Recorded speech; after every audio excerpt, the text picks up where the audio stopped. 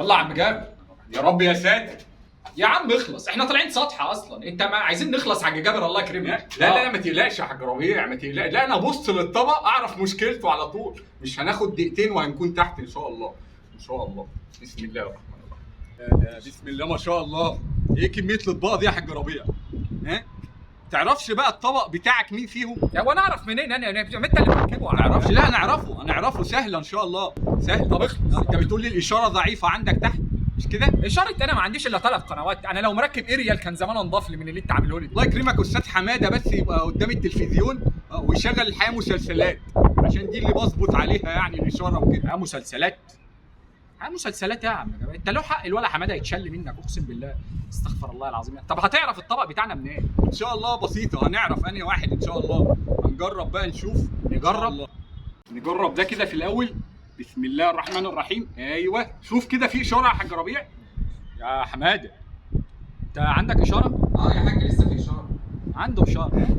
في اشاره؟ لا والله. لا يبقى مش هو بقى، يبقى مش هو.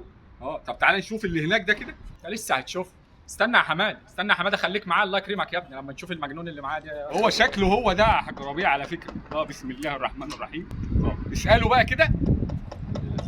ايه يا حماد؟ عندك اشاره؟ ولا حاجه حصلت، لسه في اشاره. ها قال لك ايه؟ هو اللي قال لك اما انت سامعه؟ هو اللي قال لك؟ لا ما انا سمعته. لا الظاهر مش هو برضه. مع اني غريبه، انا بعرف شغلي اول ما بشوفه يعني. لا ان شاء الله هنوصل له يعني، مفيش مشكله.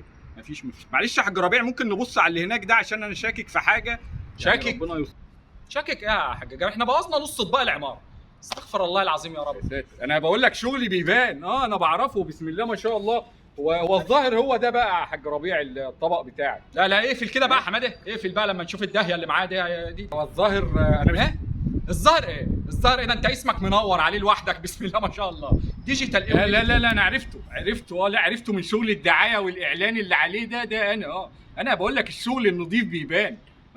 وانا بقى بسم الله ما شاء الله بعرف شغلي يعني. يا جدع شغل نضيف ايه؟ هو دي النظافه في اللي انت بتعمله دي؟ انا مش فاهم يعني. استغفر الله العظيم العظيم. حتى تلاقي كل الاطباق بتبص الناحيه دي.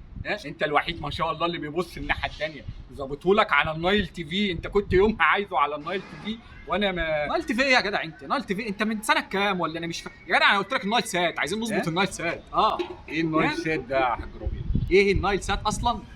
اللهم صل على النبي. اللهم صل على النبي. ده كويس ان ولا حماده استنى تحت. عشان لو كان طلع كان رماك من النوم، ودي كان اقل حاجه وكان حقه يعني الصراحه. نايل سات يا عم جاب، نايل سات القمر الصناعي. قمر صناعي. ايه يا حاج ربيع مال الحكايه بتوسع منك قوي. لا انت قصدك بقى على الطبق الكبير. لا الطبق الكبير ده بيكفي قنوات اكتر بكتير من ده. لا احنا كنا ايامها جايبين من الصغير. بس انت هتلاقي مفيش خبره وكده في الاطباق، لكن انت عارفني والله ولا انت عندك خبره في اي حاجه الله يكرمك. لا ان شاء الله خير. هي ايه البتاع دي يا جدع؟ انت انا الشمس خالد دماغ. احنا عايزين حل يا عم جابر الله يستر. لا هنلاقي حل طبعا. لا هنلاقي حل. بص يا حاج ربيع، انا الحل دلوقتي عشان الحر اللي احنا واقفين فيه ده، احنا هنرمي ده خالص واخد بالك، ونشوف واحد بقى من اللي ظابطين اللي ونوصل معاه.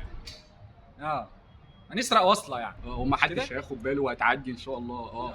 اللهم صل على النبي. بس ان شاء الله خير. توكلنا على الله. بس ما تجيبش سيره الكلام دي تحت الله يكرمك، عشان انا قايل لهم انك بتفهم وبتاع. انا مش عارف اقسم بالله. كل الناس قالت لي بلاش انت. خلص يا حاج جابر.